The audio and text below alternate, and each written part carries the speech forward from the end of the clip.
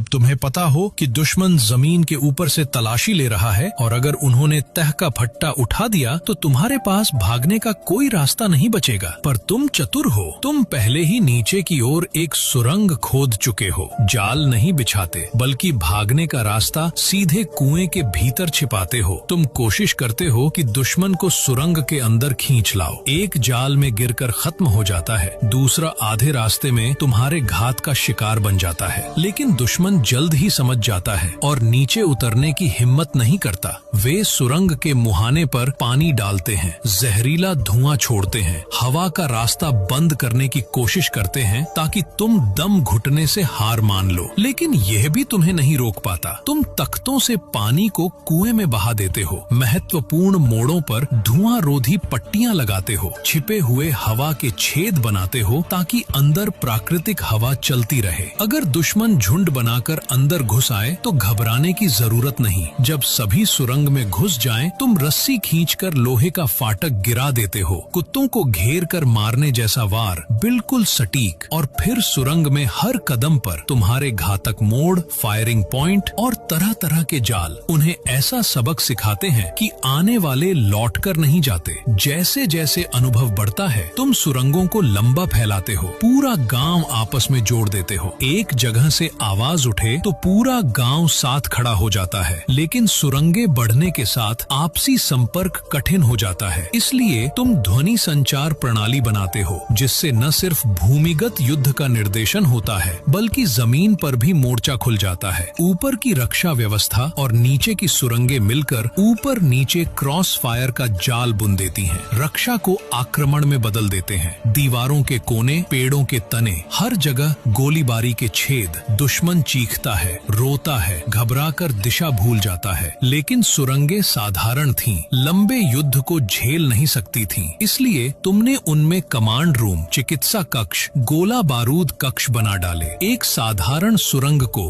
हमला और रक्षा दोनों में सक्षम बहुकार्यात्मक भूमिगत जाल में बदल दिया। और इस तरीके से तुमने भूमिगत सुरंग युद्ध का आविष्कार कर लिया।